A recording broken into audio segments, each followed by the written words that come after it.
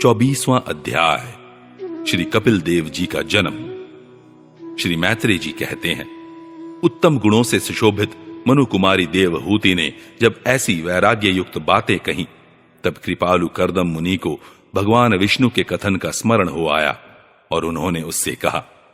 कर्दम जी बोले, दोष रहित राजकुमारी, तुम अपने विषय में इस प्रकार खेद न करो। तुम्हारे गर्भ में अविनाशी भगवान विष्णु शीघ्र ही पधारेंगे। प्रिय, तुमने अनेक प्रकार के व्रतों का पालन किया है, अतः तुम्हारा कल्याण होगा। अब तुम संयम, नियम, तप और दानादि करती हुई श्रद्धा पूर्वक भगवान का भजन करो। इस प्रकार आराधना करने पर श्री हरि तुम्हारे गर्भ से अवतीर्ण होकर मेरा यश बढ़ावेंगे और ब्रह्म ज्ञान का उपदेश करके तुम्हारे हृदय की अहंकारमयी ग्रंथि का छेदन करेंगे।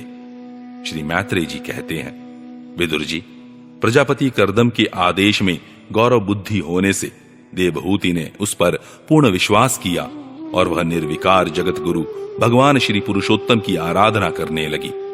इस प्रकार बहुत समय बीत जाने पर भगवान मधुसूदन कर्दम जी के वीर्य का आश्रय ले उसके गर्भ से इस प्रकार प्रकट हुए जैसे काष्ठ में से अग्नि।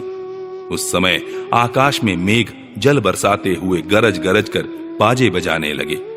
गंधर्व गण गान करने लगे और अप्सराएं आनंदित होकर नाचने लगी। आकाश से देवताओं के बरसाए हुए दिव्य पुष्पों की वर्षा होने लगी। सब दिशाओं में आनंद छा गया। जलाशयों का जल निर्मल हो गया और सभी जीवों के मन प्रसन्न हो गए। इसी समय सरस्वती नदी से घिरे हुए कर्दम जी के उस आश्रम में मरीचि आदि मुनियों के सहित श्री ब्रह्मा जी आए। शत्रुदमन विदुर जी, स्वतः सिद्ध ज्ञान से संपन्न अजन्मा ब्रह्मा जी को यह मालूम हो गया था कि साक्षात पर ब्रह्म भगवान विष्णु सांख्य शास्त्र का उपदेश करने के लिए अपने विशुद्ध सत्वमय अंश से अवतीर्ण हुए हैं। अतः भगवान जिस कार्य को करना चाहते थे उसका उन्होंने विशुद्ध चित्त से अनुमोदन एवं आदर किया और अपनी संपूर्ण इंद्रियों से प्रसन्नता प्रकट करते हुए कर्दम जी से इस प्रकार कहा। श्री ब्रह्मा जी ने कहा, प्रिय कर्दम, तुम दूसरों को मान देने वाले हो। तुमने मेरा सम्मान करते हुए जो मेरी आज्ञा का पालन किया है, इससे तुम्हारे द्वारा निष्कपट भाव से मेरी पूजा संपन्न हुई है। पुत्रों को अपने पिता की सबसे बड़ी सेवा यही करनी चाहिए कि जो आज्ञा ऐसा कहकर आदर पूर्वक उनके आदेश को स्वीकार करें। बेटा, तुम सभ्य हो। तुम्हारी ये सुंदरी कन्याएं अपने वंशों द्वारा इस सृष्टि को अनेक प्रकार से बढ़ावेंगी। अब तुम इन मरीचि आदि मुनिवरों को इनके स्वभाव और रुचि के अनुसार अपनी कन्याएं समर्पित करो और संसार में अपना सुयश फैलाओ। मुने, मैं जानता हूं जो संपूर्ण प्राणियों की निधि है, उनके अभीष्ट मनोरथ पूर्ण करने वाले हैं। वे आदि पुरुष श्री नारायण ही अपनी योग माया से कपिल के रूप में अवतीर्ण हुए हैं। राजकुमारी, सुनहरे बाल, कमल जैसे विशाल नेत्र और कमलांकित चरण कमलों वाले शिशु के रूप में कैटभासुर को मारने वाले साक्षात श्री हरि ने ही ज्ञान विज्ञान द्वारा कर्मों की वासनाओं का मूलोच्छेदन करने के लिए तेरे गर्भ में प्रवेश किया है। ये अविद्या जनित मोह की ग्रंथियों को काटकर पृथ्वी में स्वच्छंद विचरेंगे। ये सिद्ध गणों के स्वामी और सांख्य आचार्यों के भी माननीय होंगे। लोक में तेरी कीर्ति का विस्तार करेंगे और कपिल नाम से विख्यात होंगे। श्री मैत्रेय जी कहते हैं, विदुर जी, जगत की सृष्टि करने वाले ब्रह्मा जी उन दोनों को इस प्रकार आश्वासन देकर नारद और सनकादि को साथ ले हंस पर चढ़कर ब्रह्मलोक को चले गए। ब्रह्मा जी के चले जाने पर कर्दम जी ने उनके आज्ञानुसार मरीचि आदि प्रजापतियों के साथ अपनी कन्याओं का विधिपूर्वक विवाह कर दिया।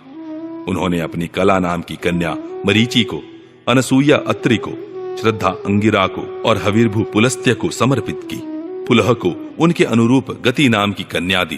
क्रतु के साथ परम साध्वी क्रिया का विवाह किया। भृगु जी को ख्याति और वशिष्ठ जी को अरुंधति समर्पित की। अथर्वा ऋषि को शांति नाम की कन्या दी, जिससे यज्ञ कर्म का विस्तार किया जाता है। कर्दम जी ने उन विवाहित ऋषियों का उनकी पत्नियों के सहित खूब सत्कार किया। विदुर जी, इस प्रकार विवाह हो जाने पर वे सब ऋषि कर्दम जी की आज्ञा ले अति आनंद पूर्वक अपने अपने आश्रमों को चले गए। कर्दम जी ने देखा कि उनके यहाँ साक्षात देवादिदेव श्री हरि ने ही अवतार लिया है, तो वे एकांत में उनके पास गए और उन्हें प्रणाम करके इस प्रकार कहने लगे, अहो, अपने पाप कर्मों के कारण इस दुखमय संसार में नाना प्रकार से पीड़ित होते हुए पुरुषों पर देवगण तो बहुत काल बीतने पर प्रसन्न होते हैं, किंतु जिनके स्वरूप को योगी जन अनेकों जन्मों के साधन से सिद्ध हुई सुदृढ़ समाधि के द्वारा एकांत में देखने का प्रयत्न करते हैं, अपने भक्तों की रक्षा करने वाले वे ही श्री हरि हम विषय लोलुपों के द्वारा होने वाली अपनी अवज्ञा का कुछ भी विचार न कर आज हमारे घर अवतीर्ण हुए हैं। आप वास्तव में अपने भक्तों का मान बढ़ाने वाले हैं। आपने अपने वचनों को सत्य करने और सांख्य योग का उपदेश करने के लिए ही मेरे यहाँ अवतार लिया है। भगवान, आप प्राकृत रूप से रहित हैं। आपके जो चतुर्भुज आदि अलौकिक रूप हैं वे ही आपके योग्य हैं, तथा जो मनुष्य सदृश रूप आपके भक्तों को प्रिय लगते हैं वे भी आपको रुचिकर प्रतीत होते हैं। आपका पाद पीठ तत्व ज्ञान की इच्छा से विद्वानों द्वारा सर्वदा वंदनीय है, तथा आप ऐश्वर्य, वैराग्य, यश, ज्ञान, वीर्य और श्री इन छहों ऐश्वर्यों से पूर्ण हैं। मैं आपकी शरण में हूँ। भगवान, आप पर ब्रह्म हैं। सारी शक्तियां आपके अधीन हैं। प्रकृति, पुरुष, महत्तत्व, काल, त्रिविध अहंकार, समस्त लोक एवं लोकपालों के रूप में आप ही प्रकट हैं, तथा आप सर्वज्ञ परमात्मा ही इस सारे प्रपंच को चेतन शक्ति के द्वारा अपने में लीन कर लेते हैं। अतः इन सब से परे भी आप ही हैं। मैं आप भगवान कपिल की शरण लेता हूँ। प्रभु, आपकी कृपा से मैं तीनों ऋणों से मुक्त हो गया हूँ और मेरे सभी मनोरथ पूर्ण हो चुके हैं। अब मैं संन्यास मार्ग को ग्रहण कर आपका चिंतन करते हुए शोक रहित होकर विचरूंगा। आप समस्त प्रजाओं की स्वामी हैं, अतएव इसके लिए मैं आपकी आज्ञा चाहता हूं। श्री भगवान ने कहा, मुने, वैदिक और लौकिक सभी कर्मों में संसार के लिए मेरा कथन ही प्रमाण है। इसलिए मैंने जो तुमसे कहा था कि मैं तुम्हारे यहां जन्म लूंगा, उसे सत्य करने के लिए ही मैंने यह अवतार लिया है। इस लोक में मेरा यह जन्म लिंग शरीर से मुक्त होने की इच्छा वाले मुनियों के लिए आत्मदर्शन में उपयोगी प्रकृति आदि तत्वों का विवेचन करने के लिए ही हुआ है। आत्मज्ञान का यह सूक्ष्म मार्ग बहुत समय से लुप्त हो गया है। इसे फिर से प्रवर्तित करने के लिए ही मैंने यह शरीर ग्रहण किया है, ऐसा जानो। मुने, मैं आज्ञा देता हूं, तुम इच्छानुसार जाओ और अपने संपूर्ण कर्म मुझे अर्पण करते हुए दुर्जय मृत्यु को जीतकर मोक्ष पद प्राप्त करने के लिए मेरा भजन करो। मैं स्वयं प्रकाश और संपूर्ण जीवों के अंतःकरणों में रहने वाला परमात्मा ही हूं। अतः जब तुम विशुद्ध बुद्धि के द्वारा अपने अंतःकरण में मेरा साक्षात्कार कर लोगे, तब सब प्रकार के शोकों से छूटकर निर्भय पद प्राप्त कर लोगे। माता देवहूति को भी मैं संपूर्ण कर्मों से छुड़ाने वाला आत्मज्ञान प्रदान करूंगा, जिससे यह संसार रूप भय से पार हो जाएगी। श्री मैत्रेय जी कहते हैं, भगवान कपिल के इस प्रकार कहने पर प्रजापति कर्दम जी उनकी परिक्रमा कर प्रसन्नता पूर्वक वन को चले गए।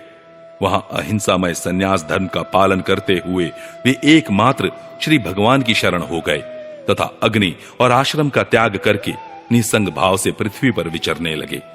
जो कार्य कारण से अतीत है, सत्वादि गुणों का प्रकाशक एवं निर्गुण है और अनन्य भक्ति से ही प्रत्यक्ष होता है, उस पर ब्रह्म में उन्होंने अपना मन लगा दिया। वे अहंकार, ममता और सुख दुखादि द्वंद्वों से छूटकर समदर्शी हो सब में अपने आत्मा को ही देखने लगे। उनकी बुद्धि अंतर्मुख एवं शांत हो गई। उस समय धीर कर्दम जी शांत लहरों वाले समुद्र के समान जान पड़ने लगे। परम भक्ति भाव के द्वारा सर्वांतरयामी सर्वज्ञ श्री वासुदेव में चित्त स्थिर हो जाने से वे सारे बंधनों से मुक्त हो गए। संपूर्ण भूतों में अपने आत्मा श्री भगवान को और संपूर्ण भूतों को आत्म स्वरूप श्री हरि में स्थित देखने लगे। इस प्रकार इच्छा और द्वेष से रहित सर्वत्र समबुद्धि और भगवत भक्ति से संपन्न होकर श्री कर्दम जी ने भगवान का परम पद प्राप्त कर लिया।